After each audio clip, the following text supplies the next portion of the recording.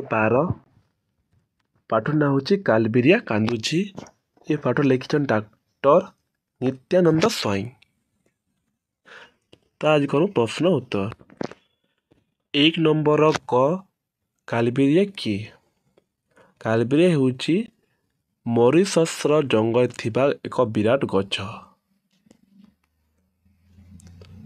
Dodo ସହିତ ତାର ସମ୍ପର୍କ କ'ଣ ଥିଲା?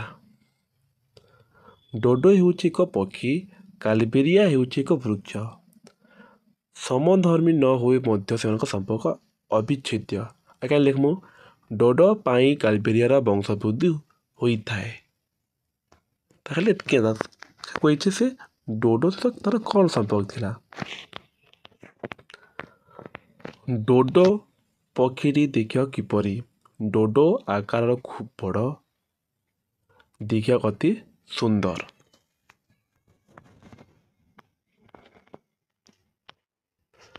ଘ ନମ୍ବର ହେଉଛି କାଲବେରିଆ ଫଳରୁ କିପରି ଗଜା ବାହାରେ? କାଲବେରିଆ ଫଳଗୁଡ଼ିକ ବେଶ ବଡ଼, 1.5 ସେଣ୍ଟିମିଟର ଖୋଲାପ ପରିବେଷ୍ଟିତ ହୋଇ ରହିଥାଏ। ମଞ୍ଜି ଖୋଲାପ ଫୁଟାଇ ଗଜା ବାହାରିବା ସମ୍ଭବ ହୋଇନଥାଏ। ଡୋଡୋ ଏହି ଫଳଗୁଡ଼ିକୁ ଗିଳି ଦିଏ ଆଉ ଗୋଟା ଫଳଟା ପୁଣି ଡୋଡୋର ମଳରେ ବାହାରି ଆସେ। ନରମ ହୋଇଯାଇଥିବାରୁ ମଞ୍ଜିକୁ ଗଜା ଖୁବ୍ ସହଜରେ ବାହାରିଥାଏ। ଡୋଡୋ ପକ୍ଷୀର ବଂଶ କିପରି ଲୋପ ପାଇଗଲା? ପର୍ତ୍ତୁଗୀଜ ସାହେବ ଥିଲେ ଡୋଡୋର ପରମ ଶତ୍ରୁ। ସାହାବଙ୍କ ସହିତ ଆସିଥିବା ବିଲେଇ ଡୋଡୋର ବସା ଖୋଜି ଅଣ୍ଡା ଖାଇଲା। ଡୋଡୋ ସାହାବମାନଙ୍କ ତଣ୍ଟି କଣା କରି ରକ୍ତ ପିଇଲେ। ସେମାନଙ୍କ କୁକୁର ଡୋଡୋ ଉପରକୁ ଝାମ୍ପି ପଡ଼ି ତାର ପ୍ରାଣ ନେଲା। ସାହାବମାନେ ମାଂସ ପାଇଁ ଡୋଡୋ ଶିକାର କଲେ। ଏହାର ଲୋପ କେନ୍ଦ୍ର ପାଇଲା। 2 ନମ୍ବର କହିଛି ବାକ୍ୟ ଶେଷରେ ଉପଯୁକ୍ତ ଚିହ୍ନ ଦେବା ହୋଇଛି। ପବନର କଣ୍ଠରୋଧ ହୋଇ ଆସିଲା। ଗୋଟେ ଡୋଡୋ ମାରିଦେଲା 20-25 କେଜି ମାଂସ।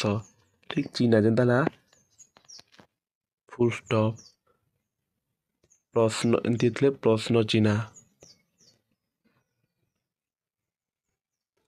3 ନମ୍ବର କହୁଛି ବାକ୍ୟ ଭିତରେ ଓ ଶେଷରେ ଉପଯୁକ୍ତ ଜାଗାରେ ଉପଯୁକ୍ତ ଚିହ୍ନ ଦେବା। ଗୁରୁମା କହିଲେ ଆଜି ଆମେ ଗପଟେ ଶୁଣିବା। ଗୋଟେ କମା ଯେନ୍ତାକି ଇ ପ୍ରକାର କମା ଦେବ ସେ କହୁଛେ ବାକ୍ୟ ମଝି ମଝିନେ। 3 ନମ୍ବର କମା ଦେଇଦେବ। 4 ନମ୍ବର ହେଉଛି ଯେପରି ଚିହ୍ନ ସହିତ ନିଶ୍ଚିହ୍ନ ଶବ୍ଦର ସମ୍ପର୍କ ରହିଛି, ସେହିପରି ତଳ ଶବ୍ଦ ଗୁଡ଼ିକ ସହିତ ସେପରି ସମ୍ପର୍କ ଥିବା ଶବ୍ଦକୁ କୋଠରୀରେ ଲେଖା ହୋଇଛି। କପଟ, ନିଷ୍କପଟ, ପାପ, ନିଷ୍ପାପ, ଚିନ୍ତା, ନିଶ୍ଚିନ୍ତ, ଫଲ, ନିଷ୍ଫଳ, କର, ନିଷ୍କର। 5 ନମ୍ବର ଅଛି ମା ପଣିଆକୁ ଗୋଟେ ଶବ୍ଦରେ ମାତୃତ୍ୱ ବୋଲି କୁହାଯାଏ। ଏମିତି ବାପା ପଣିଆ ପିତୃତ୍ୱ, ଭାଇ ପଣିଆ ଭ୍ରାତୃତ୍ୱ, ସ୍ୱାମୀ ପଣିଆ ସ୍ୱାମିତ୍ୱ, ପୁରୁଷ ପଣିଆ ପୁରୁଷତ୍ୱ, ମୁରବୀ ପଣିଆ ମୁରବୀତ୍ୱ, ମଣିଷ ପଣିଆ ମଣିଷତ୍ୱ।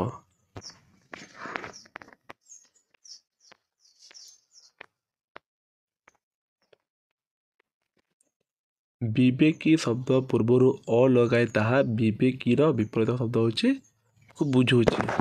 ଉଲ୍ଟା କି ବୁଝେଇଥିଲା ମଣିଷ ଅମଣିଷ, ସାଧୁ ଅସାଧୁ, ସ୍ଥିର ଅସ୍ଥିର, ପଦାର୍ଥ ଅପଦାର୍ଥ, ସହିଷ୍ଣୁ ଅସହିଷ୍ଣୁ ଉଲ୍ଟା କି ସେ ବୁଝଉଛି ଅଲଗା। ଏହା 7 ନମ୍ବର କହିଛି ତାকে ଯୋଗ କର କହିଛି। ମିଶା ଯେମିତି ରକ୍ଷକ ପକ୍ଷକ, ମିଳନ ବିଚ୍ଛେଦ, ନିଶ୍ୱାସ ପ୍ରଶ୍ୱାସ, ଲାଭ କ୍ଷତି, ସରଳ ଜଟିଳ। 8 ନମ୍ବର ପ୍ରଶ୍ନ ଯେଥିରେ ଖୁବ୍ ଛୋଟ ପଢ଼ମୁ। କାଲବେରିଆ କାହାକୁ ଖୋଜୁଛି ଓ କାହିଁକି? କାଲବେରିଆ ଡୋଡୋ କି ଖୋଜୁଛି। କାହିଁକି ବୋଲେ ଡୋଡୋ ତାର ବଂଶ ବୃଦ୍ଧି କରିଥାଏ।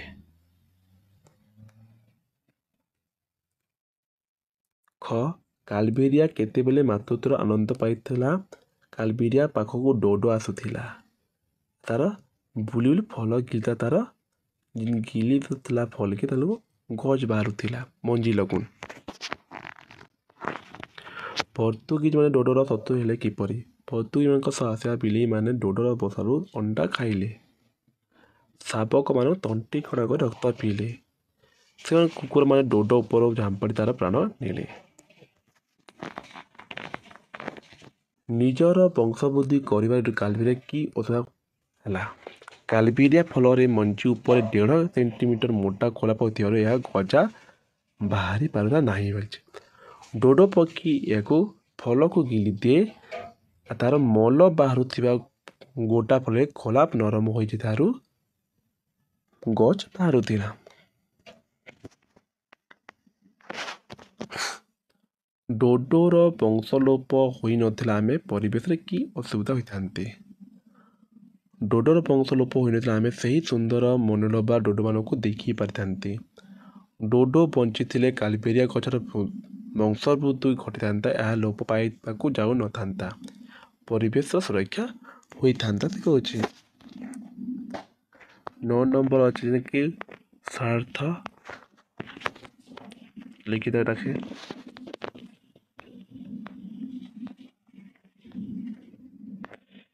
10 ନମ୍ବର ଅଛି 10 ନମ୍ବରଟା ପରୀକ୍ଷା ଆସୁଛି 9 ନମ୍ବର ବି ଆସୁଛି ପରୀକ୍ଷା କହିଛ ଅନୁଚ୍ଛେଦ କୁ ପଢ଼ି ତଲ ପ୍ରଶ୍ନ ତ ଲେଖ ଯେଟା ପ୍ରଶ୍ନ ଦେଇଛେ ପ୍ରଶ୍ନ ପଢ଼ବା ଦେଖି ଉତ୍ତର ଡରାବ କହିଛେ ବୁବୁ କେଉଁ ସ୍କୁଲରେ ପଢ଼ିବା ଠିକ୍ ହେଲା?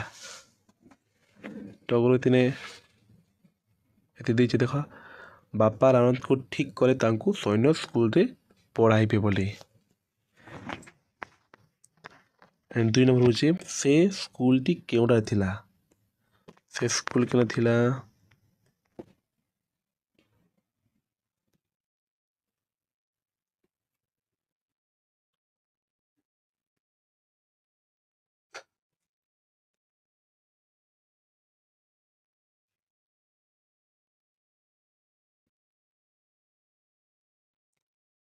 ନାଇଁ ଦେଇନାହାନ୍ତି କେଁ ଦେଇଛି ଭୁବନେଶ୍ୱର ବାଣୀ ବିହାର ନିକଟ ଅବସ୍ଥିତ। ଏଇଟା ଖାଲି ବାଣୀ ବିହାର ଦେଇଛେ ନା ଆଉ କିଛି ନାଇଁ ଦେଲା ନା।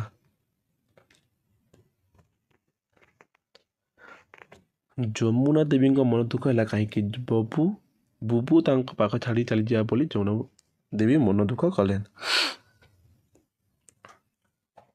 ବୁବୁ ବଛାବଛି ପରୀକ୍ଷାରେ ଭଲ କଲା। ଏଠାରେ ଭଲ କଲା କହିଲେ କ'ଣ ବୁଝ? ଏଠାରେ ଭଲ କଲା ଅର୍ଥ ହେଉଛି ବଛାବଛି ପରୀକ୍ଷାରେ ଅଧିକ ନମ୍ବର ରଖି ସ୍କୁଲ ନାମ ଲେଖାକୁ ଯୋଗ୍ୟ ବିଜିତ ହେଲା। ବୁବୁର ମାମୁଁ କ'ଣ କରନ୍ତି? ବୁବୁର ବାଣୀ ବିହାରରେ ଅଧ୍ୟାପକ ରୂପେ କାର୍ଯ୍ୟ କରନ୍ତି।